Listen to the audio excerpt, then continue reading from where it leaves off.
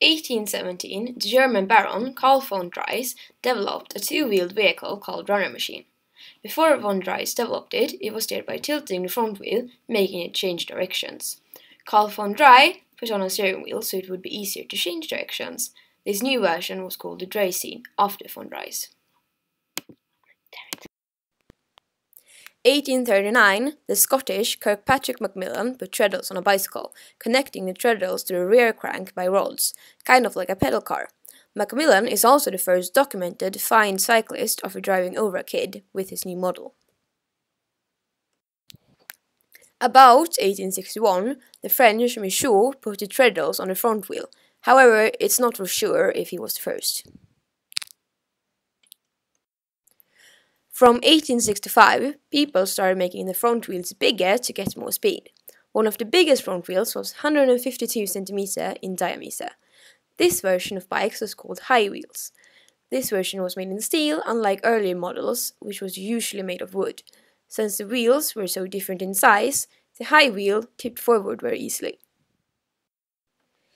1885, John Kemp Starley invented Rover. The Rover was one of the first successful safety bikes.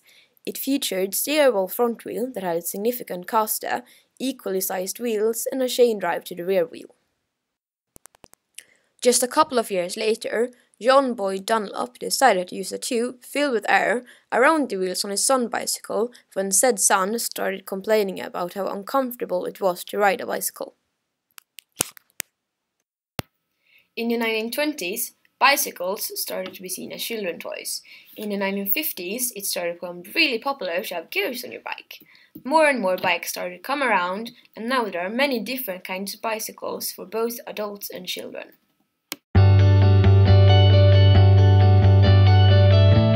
How bicycles move when you're pedaling. There's a chain between the pedals. When pedaling, the chain starts to move, and then the back wheel starts to roll, and then the front wheel. How would the bike stop when you brake? There is a small cube on the side of the wheel, that is a brake. When you pull the brake handle, the cube moves towards the wheel and slows down the speed.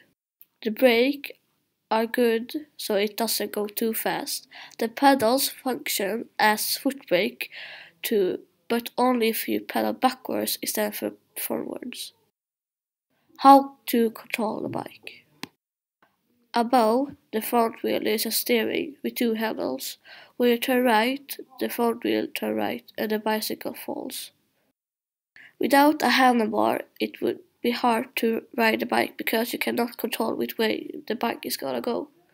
Lights and reflectors on the bike. On a bike, it must always be light and reflectors. There is always two lights on the bicycle, one in the front and one in the back. The same with reflectors, one in the front and one in the back. What to sit on. On a bike there is a bicycle saddle. It's usually pear-shaped. Bicycle wheel. They are always round to roll better. In the middle of the wheel there is a mass of metal wires so they can stay attached. Luggage carrier. It is on the rear of the bicycle. You can put bags and other stuff there. Gears. Gears are good to change the speed of the bicycle, but the higher the gear is, the harder it is to pedal. Today we use the bike for many different purposes and have many different kinds of bikes. From ordinary bikes to mountain bikes that are made to be used in difficult terrain such as forests and mountains, to trick bikes that you can do all sorts of tricks with. Then there are also racing bikes, downhill bikes and many more. We have different bikes because there are so many ways to use bicycles on, and it can be disadvantage and advantage for different purposes. And then it's better to have many different kinds of bikes, because it's easier to ride in the woods with a mountain bike than a bike that is made to ride in a town with. There have also been many rules for cyclists, such as you need to have lights, reflectors and functioning brakes on your bike. You should use bike helmet until you get 15 years old, not cycling on all streets, to use cycle lanes if there are any, and that you cannot bussing if the bike isn't built for it, which it rarely is. There should be appropriate seats and protection from spokes, and either the person have to be 15 years old and the child must be under 10 years old, or the person have to be over 18 years old and may then drive two children under 6 years old. It's good that there are cycles because it can easily and fairly quickly take us to trainings, school, job, and other places without affecting the nature as car and bus do. You get better health, you save money on it, it reduces noise, and it becomes safer for all road users. The bad things with bikes is that they're easy to break. For example, it could easily be punctured, the gears, brakes, and other things on the bike can quite easily be broken. And there are some people that destroy bicycles, and it is easy to steal bikes, so it can get very expensive.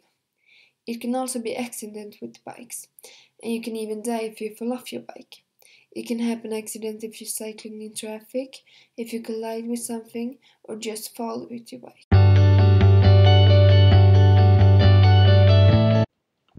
In central Stockholm, cycling has increased by several percent since year 1991. In 2013, it was nearly 60,000 who rode through the most central parts in the city. In Malmö, Uppsala and Linköping, the bikes fills out almost 30% of all transports in the cities. The city of Copenhagen wants as many as 50% to ride bikes to school and work if possible. In the Netherlands, they ride more bikes than anywhere else in Europe.